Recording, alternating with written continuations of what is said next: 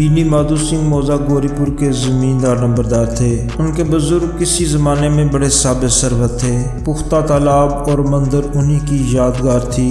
کہتے ہیں اس دروازے پر پہلے ہاتھی چومتا تھا۔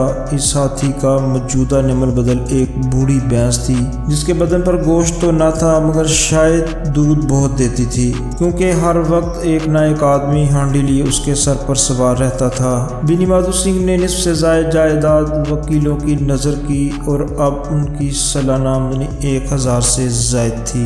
ٹھاکر صاحب کے 2 بیٹے تھے۔ بڑے کا نام شری کنڈ سنگھ تھا۔ اس نے ایک مدت دراز کی جانکاہی کے بعد BA کی ڈگری حاصل کی تھی اور اب ایک دفتر میں نوکر تھا۔ چھوٹا لڑکا بہاری سنگھ دورے بدن کا سجیلا جوان تھا، بھرا ہوا چہرہ، چوڑا سینہ، بھینس کا دودھ سے تازہ دودھ کا ناشتہ کر جاتا تھا۔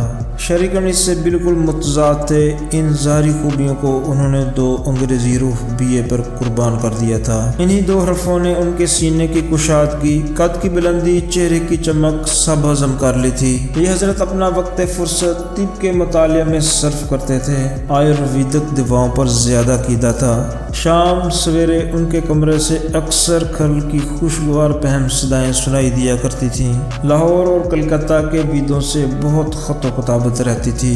شری کنڈ اس انگریزی ڈگری کے باوجود انگریزی معاشرت کے بہت مداح نہ تھے، بلکہ اس کے برعکس وہ اکثر بڑی شدت سے اس کی مذمت کیا کرتے تھے۔ اس وجہ سے گاؤں میں ان کی بڑی عزت تھی۔ دسہرے کے دنوں میں وہ بڑے جوش سے رام لیلا میں شریک ہوتے اور خود ہر روز کوئی نہ کوئی روپ بھرتے۔ انہی کی ذات سے گوری پور میں رام لیلا کا وجود ہوا۔ پرانے رسم و رواج کا ان سے زیادہ پرجوش وکیل مشکل سے ہوگا، خصوصاً مشترکہ خاندان کے وہ زبردست حامی تھے۔ آج کل بہوؤں کو اپنے کنبے کے ساتھ مل جل کر رہنے میں جو وحشت ہوتی ہے اسے وہ ملک اور قوم کے لیے فعال بد خیال کرتے تھے۔ یہی وجہ تھی کہ گاؤں کی بہوئیں انہیں مقبولیت کی نگاہ سے نہ دیکھتی تھی۔ بعض شریف زادیاں تو انہیں اپنا دشمن سمجھتی۔ خود انہی کی بیوی ان سے اس مسئلہ پر اکثر زور شور سے بحث کرتی تھی، مگر اس وجہ سے نہیں کہ اسے اپنے ساس سسر یا دیور جیٹھ سے نفرت تھی، بلکہ اس کا خیال تھا کہ اگر غم کھانے اور طرح دینے پر بھی کنبے کے ساتھ نباہ نہ ہو سکے تو آئے دن کی تکرار سے زندگی تلخ کرنے کی بجائے یہی بہتر ہے کہ اپنی کھچڑی الگ پکائی جائے۔ آنندی ایک بڑے اونچے خاندان کی لڑکی تھی۔ اس کے باپ ایک چھوٹی سی ریاست کے تعلقہ دار تھے۔ عالیشان محل، 1 ہاتھی، 3 گھوڑے، 5 وردی پوش سپاہی، فٹن، بیلیاں، شکاری کتے، باز، شکرے، جرے، فرش فروش شیشہ آلات، آنریری مجسٹریٹی اور قرض جو ایک معزز تعلقہ دار کے لوازم ہیں وہ ان سے بہراور تھے۔ بھوپ سنگھ نام تھا۔ فراخ دل، حوصلہ مند آدمی تھے، مگر قسمت کی خوبی لڑکا ایک بھی نہ تھا۔ 7 لڑکیاں ہی لڑکیاں ہوئیں اور 7 زندہ رہیں۔ اپنے برابر یا زیادہ اونچے خاندان میں ان کی شادی کرنا اپنی ریاست کو مٹی میں ملانا تھا۔ پہلے جوش میں تو انہوں نے 3 شادیاں دل کھول کر کی، مگر جب 15-20 ہزار کے مقروض ہو گئے تو آنکھیں کھلی، ہاتھ پیر پیٹ لیے۔ آنندی چوتھی لڑکی تھی، مگر اپنی سب بہنوں سے زیادہ حسین اور نیک، اسی وجہ سے ٹھاکر بھوپ سنگھ اسے بہت پیار کرتے تھے۔ حسین بچے کو شاید اس کے ماں باپ بھی زیادہ پیار کرتے ہیں۔ ٹھاکر صاحب بڑے پس و پیش میں تھے کہ اس کی شادی کہاں کریں۔ نہ تو یہی چاہتے تھے کہ قرض کا بوجھ زیادہ بڑھے اور نہ یہی منظور تھا کہ اسے اپنے آپ کو بدقسمت سمجھنے کا موقع ملے۔ ایک روز شری کنڈ ان کے پاس کسی چندے کے لیے روپیہ مانگنے آئے۔ شاید ناگری پرچار کا چندہ تھا۔ بھوپ سنگھ ان کے طور طریق پر ریجھ گئے، کھینچ تان کر ذائچے ملائے گئے اور شادی دھوم دھام سے ہو گئی۔ آنندی دیوی اپنے نئے گھر میں آئیں تو یہاں کا رنگ ڈھنگ کچھ اور ہی دیکھا۔ جن دلچسپیوں اور تفریحوں کی وہ بچپن سے عادی تھی ان کا یہاں وجود بھی نہ تھا۔ ہاتھی گھوڑوں کا تو ذکر کیا، کوئی سجی ہوئی خوبصورت بہلے بھی نہ تھی۔ ریشمی سلیپر ساتھ لائی تھی، مگر یہاں باغ کہاں، مکان میں کھڑکیاں تک نہ تھیں، نہ زمین پر فرش، نہ دیواروں پر تصویریں۔ یہ ایک سیدھا سادہ دہقانی مکان تھا، مگر آنندی نے تھوڑے ہی دنوں میں ان تبدیلیوں سے اپنے تئیں اس قدر مانوس بنا لیا گویا اس نے تکلفات کبھی دیکھے ہی नहीं। एक रोज दोपहर के वक्त लाल बिहारी सिंह 2 मुर्गाबियाँ लिए हुए आए और बाबा से कहा, जल्दी से मुझे गोश्त पका दो, मुझे भूख लगी है। आनंदी खाना पकाकर उनकी मुंतजिर बैठी थी। गोश्त पाने बैठी मगर हांडी में देखा तो घी पाव भर से ज्यादा न था। बड़े घर की बेटी कफ़ायशवारी का सबक अभी अच्छी तरह ना पड़ी थी। उसने सब घी गोश्त में डाल दिया। लाल बिहारी सिंह खाने बैठे तो दाल में घी न था। दाल में घी क्यों नहीं छोड़ा? आनंदी ने कहा, घी सब गोश्त में पड़ गया। लाल बिहारी, अभी परसों घी आया, इस कदर जल्द उठ गया? आनंदी, आज तो कल पाव भर था, वो मैंने गोश्त में डाल दिया। जिस तरह से सूखी लकड़ी जल्दी से जल उठती है, इसी तरह भूख से बावला इंसान जरा जरा बात पर तुनक जाता है। लाल बिहारी सिंह को बाबत की ये जुबान दराजी बहुत बुरी मालूम हुई। तीखा होकर बोला, मेके में तो चाहे घी की नदी बहती हो, औरत गालियां सहती है, मार सहती है, मगर मेके की निंदा उससे नहीं सही जाती। आनंदी मुंह फेर कर बोली, हाथी मरा भी तो 9 लाख का, वहाँ इतना घी रोज नाइकार खा जाते हैं। लाल बिहारी जल गया, थाली उठाकर पटक दी और बोला, जी चाहता है कि तालू से जुबान खींच ले। आनंदी को भी गुस्सा आ गया, चेहरा सुर्ख हो गया। बोली, वो होते तो आज इसका मजा चखा देते। अब नौजवान अजहर ठाकरे से जब्त ना हो सका। उसकी बीवी एक मामूली जमींदार की बेटी थी। जब जी चाहता था उस पर हाथ साफ कर लिया करता था। खड़ा उठाकर आनंदी की तरफ जोर से फेंक कर बोला, जिसके गुमान पर बोली है उससे भी देखूंगा और तुम्हें भी। आनंदी ने हाथ से खड़ा रोकी। सर बच गया मगर उंगली में सख्त चोट आई। गुस्से के मारे हवा के हिलते हुए पत्ते की तरह कांपती हुई अपने कमरे में आकर खड़ी हो गई।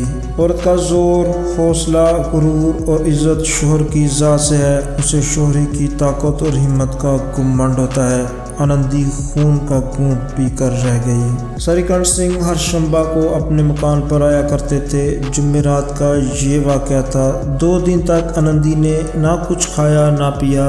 उनकी रात देखती रही। आखिर शंबा को हस्बे मामूल शाम के वक्त वो आए और बाहर बैठकर कुछ मुल्की व माली खबरें, कुछ नए मुकदमात की तजवीज़ें और फैसले बयान करने लगे और सिलसिला तकरीर 10 बजे रात तक जारी रहा। 2-3 घंटे आनंदी ने बे इंतहा इज़्तिराब के आलम में काटे।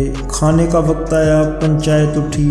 जब तखलिया हुआ तो लाल बिहारी ने कहा, भैया आप ज़रा घर में समझा दीजिएगा कि ज़ुबान संभाल कर बातचीत किया करें, वरना नाहक एक दिन खून हो जाएगा। बीनी माधु सिंह ने शहादत दी, बहू बेटियों की ये आदत अच्छी नहीं कि मर्दों के मुँह लगें। लाल बिहारी, वो बड़े घर की बेटी हैं तो हम लोग भी कोई कर्मीकार नहीं हैं। सरिकंठ, आखिर बात क्या हुई? लाल बिहारी, कुछ भी नहीं, यूं आप ही आप उलझ पड़ी। मेके के सामने हम लोगों को तो कुछ समझती ही नहीं। सरिकंठ खा पी कर आनंदी के पास के वो भी बरी बैठी थी और ये हजरत भी कुछ तीखे थे। आनंदी ने पूछा, मजाज तो अच्छा है? सरिकंठ बोले, बहुत अच्छा है। ये आजकल तुमने घर में क्या तूफान मचा रखा है? आनंदी के तेवरों पर बल पड़ गए और झुंझलाहट के मारे बदन में पसीना आ गया। बोले, जिसने तुमसे ये आग लगाई है उसे पाऊं तो मुंह झुलस दूं। सरिकंठ, इस कदर तेज क्यों होती हो? कुछ बात तो कहो। आनंदी, क्या कहूँ, किस्मत की खूबी है, वरना गंवार लौंडा जिससे चपरासी गरी करने की भी तमीज नहीं, मुझे खड़ाओं से मारकर यूं न अकड़ता फिरता, बोटियां नुचवा लेती। इस पर तुम पूछते हो कि घर में तूफान क्यों मचा रखा है? सरिकंठ, आखिर कुछ कैफियत तो बयान करो, मुझे तो कुछ मालूम ही नहीं। आनंदी, परसों तुम्हारे लाडले भाई ने मुझे गोश्त पकाने को कहा। घी पाव भर से कुछ ज्यादा था। मैंने सब गोश्त में डाल दिया। जब खाने बैठा तो कहने लगा, दाल में घी क्यों नहीं? बस इसी पर मेरे मेके को बुरा भला कहने लगा। मुझसे बर्दाश्त ना हो सका। बोली कि वहाँ इतना घी नाइकार खा जाते हैं और किसी को खबर भी नहीं होती। बस इतनी सी बात पर उस जालिम ने मुझे खड़ाऊं फेंक मारी। अगर हाथ से ना रोकती तो सर फट जाता। उससे पूछो कि मैंने जो कुछ कहा है सच है या झूठ। सरिकंठ की आंखें लाल हो गईं। बोले, यहाँ तक नौबत पहुँच गई। ये लोंडा तो बड़ा शरीर निकला। आनंदी रोने लगी जैसे औरतों का कायदा है, क्योंकि आंसू उनकी पलकों पर रहता है। औरत के आंसू मर्द के गुस्से पर रोगन का काम करते हैं। सरिकंठ के मिजाज में तहम्मुल बहुत था। उन्हें शायद कभी गुस्सा आया ही न था, मगर आनंदी के आंसुओं ने आज जहरीली शराब का काम किया। रात भर کروٹیں بدلتے رہے۔ سویرا ہوتے ہی اپنے باپ کے پاس جا کر بولے، دادا اب میرا نبا اس گھر میں نہ ہوگا۔ یہ اور اسی معنی کے دوسرے جملے زبان سے نکالنے کے لیے سریکھنڈ سنگھ نے اپنے کئی ہمجولیوں کو بارہا آڑے ہاتھوں لیا تھا۔ جب ان کا کوئی دوست ان سے ایسی بات کہتا تو مضحکہ اڑاتے اور کہتے تم بیویوں کے غلام ہو، انہیں قابو میں رکھنے کی بجائے خود ان کے قابو میں ہو جاتے ہو۔ مگر ہندو مشترکہ خاندان کا یہ پرجوش وکیل آج اپنے باپ سے کہہ رہا تھا، دادا اب میرا نبا اس گھر میں نہ ہوگا۔ ناسے کی زبان اسی وقت تک چلتی ہے جب تک وہ عشق کے کرشموں سے بے خبر رہتا ہے۔ آزمائش کے بیچ میں آ کر ضبط اور علم رخصت ہو جاتے ہیں۔ بینی مہادو سنگھ گھبرا کر اٹھ بیٹھے اور بولے، کیوں؟ سریکھنڈ، اس لیے کہ مجھے بھی اپنی عزت کا کچھ تھوڑا بہت خیال ہے۔ آپ کے گھر میں اب ہٹ درمی کا برتاؤ ہوتا ہے۔ جن کو بڑوں کا ادب ہونا چاہیے وہ ان کے سر چڑھتے ہیں۔ میں تو دوسرے کا غلام ٹھہرا گھر پر رہتا نہیں، اور یہاں میرے پیچھے عورتوں پر کھڑاؤں اور جوتوں کی بچھاڑ ہوتی ہے۔ اگر ابھی تک آپ نے افسانہ گو کو سبسکرائب نہیں کیا تو ابھی کر لیں، تاکہ آپ نامور افسانہ نگاروں کے شرافاک افسانوں سے محظوظ ہو پائیں، اور بر وقت نئی ویڈیوز حاصل کرنے کے لیے بیل نوٹیفیکیشن کو بھی آن کر لیں۔ کڑی بات تک مذائقہ نہیں، کوئی ایک کی دو کہہ لے، یہاں تک میں ضبط کر سکتا ہوں، مگر یہ نہیں ہو سکتا کہ میرے اوپر لات اور گھونسے پڑے اور میں دم نہ ماروں۔ بینی مہادو سنگھ کچھ جواب نہ دے سکے۔ سریکھنڈ ہمیشہ ان کا ادب کرتے تھے، ان کے ایسے تیور دیکھ کر بوڑھا ٹھاکر لاجواب ہو گیا۔ صرف اتنا بولا، بیٹا تم عقل مند ہو، ایسی باتیں کرتے ہو، عورتیں اسی طرح گھر تباہ کر دیتی ہیں، ان کا مزاج بڑھانا اچھی بات نہیں۔ سریکھنڈ، اتنا میں جانتا ہوں، آپ کی دعا سے ایسا احمق نہیں ہوں۔ آپ خود جانتے ہیں کہ اس گاؤں کے کئی خاندانوں کو میں نے علیحدگی کی آفتوں سے بچا دیا ہے، مگر جس عورت کی عزت و آبرو کا میں ایشور کے دربار میں ذمہ دار ہوں، اس عورت کے ساتھ ایسا ظالمانہ برتاؤ میں نہیں سہ سکتا۔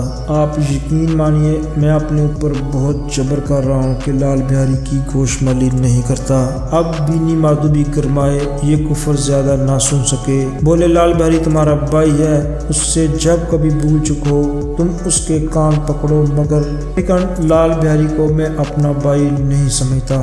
بینی مہادو، عورت کے پیچھے؟ سریکھنڈ، جی نہیں، اس کی گستاخی اور بے رحمی کے باعث۔ دونوں آدمی کچھ دیر خاموش رہے۔ ٹھاکر صاحب لڑکے کا غصہ دھیما کرنا چاہتے تھے، مگر یہ تسلیم کرنے کو تیار نہ تھے کہ لال بہاری سے کوئی گستاخی یا بے رحمی وقوع میں آئی۔ اسی اثنا میں کئی اور آدمی حقہ تمباکو اڑانے کے لیے آ بیٹھے۔ کئی عورتوں نے جب سنا کہ سریکھنڈ بیوی کے پیچھے باپ سے آمادہ جنگ ہیں تو ان کا دل بہت خوش ہوا، اور طرفین کی شکوہ آمیز باتیں سننے کے لیے ان کی روحیں تڑپنے لگیں۔ کچھ ایسے حسد بھی گاؤں میں تھے جو اس خاندان کی سلامت روی پر دل ہی دل میں جلتے تھے۔ سریکھنڈ باپ سے دبتا ہے، اس لیے وہ خطا بار ہے، اس نے اتنا علم حاصل کیا، یہ بھی اس کی خطا ہے۔ بینی مہادو سنگھ بڑے بیٹے کو بہت پیار کرتے ہیں، یہ بری بات ہے، وہ بھلا اس کی اصلاح کے کوئی کام نہیں کرتے، یہ ان کی حماقت ہے۔ ان خیالات کے آدمیوں کی آج امیدیں بھر آئیں۔ کوئی حقہ پینے کے بہانے سے، کوئی لگان کی رسید دکھانے کے ہیلے سے آ کر بیٹھ گئے۔ بینی مہادو سنگھ پرانا آدمی تھا، سمجھ گیا کہ آج یہ حضرات پھولے نہیں سماتے۔ اس کے دل نے یہ فیصلہ کیا کہ انہیں خوش نہ ہونے دوں گا، خواہ اپنے اوپر کتنا ہی جبر ہو۔ یکا لہجہ تقریر نرم کر کے بولا، بیٹا میں تم سے باہر نہیں ہوں، تمہارا جو چیز چاہے کرو، اب تو لڑکے سے خطا ہو گئی۔ الہ آباد کا نوجوان جلایا ہوا گریجویٹ اس بات کو نہ سمجھا۔ اپنے ڈبیٹنگ کلب میں اس نے اپنی بات پر اڑنے کی عادت سیکھی تھی، مگر عملی مباحثوں کے داؤ پیچ سے واقف نہ تھا۔ اس میدان میں وہ بالکل اناڑی نکلا۔ باپ نے جس مطلب سے پہلو بدلا تھا وہاں تک اس کی نگاہ نہ پہنچی۔ بولا، میں لال بہاری سنگھ کے ساتھ اب اس گھر میں نہیں رہ سکتا۔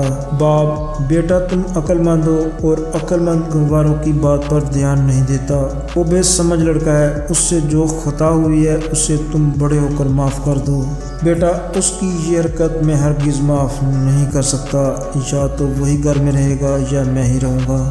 آپ کو اگر اس سے زیادہ محبت ہے تو مجھے رخصت کیجیے، میں اپنا بوجھ آپ اٹھا لوں گا۔ اگر مجھے رکھنا چاہتے ہیں تو اسے کہیے جہاں چاہے چلا جائے، بس یہ میرا آخری فیصلہ ہے۔ لال بہاری سنگھ دروازے کی چوکھٹ پر چپ چاپ کھڑا بڑے بھائی کی باتیں سن رہا تھا۔ وہ ان کا بہت ادب کرتا تھا، اسے کبھی اتنی جرأت نہ ہوئی تھی کہ سریکھنڈ کے سامنے چارپائی پر بیٹھ جائے، یا حقہ پی لے یا پان کھا لے۔ اپنے باپ کا بھی اتنا پاس و لحاظ نہ کرتا تھا۔ سریکھنڈ کو بھی اس سے دلی محبت تھی، اپنے ہوش میں انہوں نے کبھی اسے جھٹکا تک نہ تھا۔ جب الہ آباد سے آتے تو ضرور اس کے لیے کوئی نہ کوئی تحفہ لاتے۔ مقدر کی جوڑی انہوں نے ہی بنوا کر دی تھی۔ پچھلے سال جب اس نے اپنے سے ڈوڑے جوان کو ناگ پنچمی کے دنگل میں پچھاڑ دیا تو انہوں نے خوش ہو کر اکھاڑے ہی میں جا کر اسے گلے سے لگا لیا تھا اور 5 روپے کے پیسے لٹائے تھے۔ ایسے بھائی کے منہ سے آج ایسی جگر دوز باتیں سن کر لال بہاری سنگھ کو بڑا ملال ہوا۔ اس سے ذرا بھی غصہ نہ آیا، وہ پھوٹ کر رونے لگا۔ اس میں کوئی شک نہیں، وہ اپنے فعل پر آپ نادم تھا۔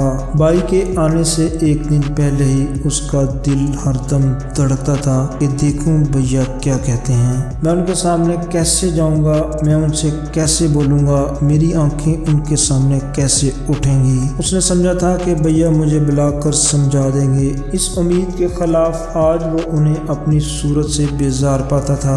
وہ جاہل تھا، مگر اس کا دل کہتا تھا کہ بھیا میرے ساتھ زیادتی کر رہے ہیں۔ اگر سریکھنڈ اسے اکیلا بلا کر 2-4 منٹ سخت باتیں کہتے، بلکہ 2-4 تمانچے بھی لگا دیتے تو شاید اسے اتنا ملال نہ ہوتا، مگر بھائی کا یہ کہنا کہ اب میں اس کی صورت سے نفرت رکھتا ہوں، لال بہاری سے نہ سہا گیا۔ وہ روتا ہوا گھر میں آیا اور کوٹری میں جا کر کپڑے پہنے، پھر آنکھیں پونچھی جسے کوئی یہ نہ سمجھے کہ روتا تھا۔ تب آنندی دیوی کے دروازے پر آ کر بولا، بھابھی بھیا نے یہ فیصلہ کیا ہے کہ وہ میرے ساتھ اس گھر میں نہ رہیں گے، وہ اب میرا منہ دیکھنا نہیں چاہتے، اس لیے اب میں جاتا ہوں، پھر منہ نہ دکھاؤں گا، مجھ سے جو خطا ہوئی ہے اسے معاف کرنا۔ یہ کہتے کہتے لال بہاری کی آواز بھاری ہو گئی۔ جس وقت لال بہاری سنگھ سر جھکائے آنندی کے دروازے پر کھڑا تھا، اسی وقت سریکھنڈ بھی آنکھیں لال کیے باہر سے آئے۔ بھائی کو کھڑا دیکھا تو نفرت سے آنکھیں پھیر لیں اور کترا کر نکل گئی، گویا اس کے سائے سے بھی پرہیز ہے۔ آنندی نے لال بہاری سنگھ کی شکایت تو شوہر سے کی، مگر اب دل میں پچھتا رہی تھی۔ وہ طبعاً نیک عورت تھی اور اس کے خیال میں بھی نہ تھا کہ یہ معاملہ اس قدر طول کھینچے گا۔ وہ دل ہی دل میں اپنے شوہر کے اوپر جھنجھلا رہی تھی کہ اس قدر گرم کیوں ہو رہے ہیں۔ یہ خوف کہ کہیں مجھے الہ آباد چلنے کو نہ کہنے لگے تو پھر میں کیا کروں گی، اس کے چہرے کو زرد کیے ہوئے تھا۔ اسی حالت میں جب اس نے لال بہاری کو دروازے پر کھڑے یہ کہتے سنا کہ اب میں چاہتا ہوں مجھ سے جو خطا ہوئی ہے معاف کرنا، تو اس کا رہا سہا غصہ بھی پانی ہو گیا۔ وہ رونے لگی۔ دلوں کا میل دھونے کے لیے آنسو سے زیادہ کارگر کوئی چیز نہیں ہے۔ سریکھنڈ کو دیکھ کر آنندی نے کہا، لالا باہر کھڑے ہیں، بہت رو رہے ہیں۔ سریکھنڈ تو میں کیا کروں؟ آنندی اندر بلا لو، میری زبان کو آگ لگے، میں نے کہاں سے وہ جھگڑا اٹھایا؟ سریکھنڈ میں نہیں بلانے کا۔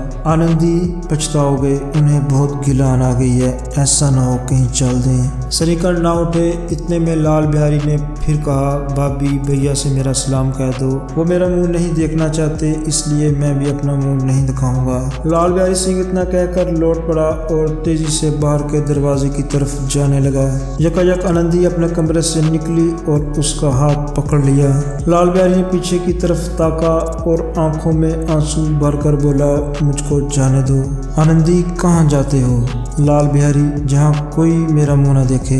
آنندی، میں نہ جانے دوں گی۔ لال بہاری، میں لوگوں کے ساتھ رہنے کے قابل نہیں ہوں۔ آنندی، تمہیں میری قسم اب ایک قدم بھی آگے نہ بڑھانا۔ لال بہاری، جب تک مجھے یہ نہ معلوم ہو جائے گا کہ بھیا کے دل میں میری طرف سے کوئی تکلیف نہیں، تب تک میں اس گھر میں ہرگز نہ رہوں گا۔ آنندی، میں ایشور کی سوگند کھا کر کہتی ہوں کہ تمہاری طرف سے میرے دل میں ذرا بھی میل نہیں ہے۔ اب سریکھنڈ کا دل پگھلا، انہوں نے باہر آ کر لال کو گلے لگا لیا اور دونوں بھائی خوب फूट फूट कर रोए। लाल बिहारी ने सिसकते हुए कहा, भैया अब कभी ना कहना तुम्हारा मुंह न देखूंगा।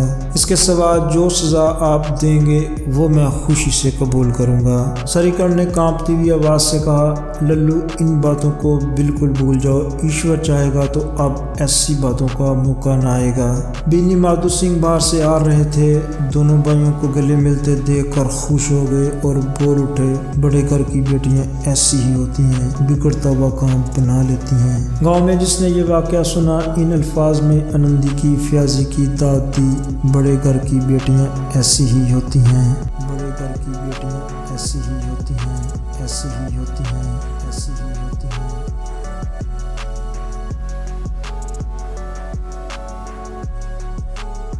अफसाना गो की वीडियो देखने का बहुत शुक्रिया। चैनल को ज़रूर सब्सक्राइब कर लें।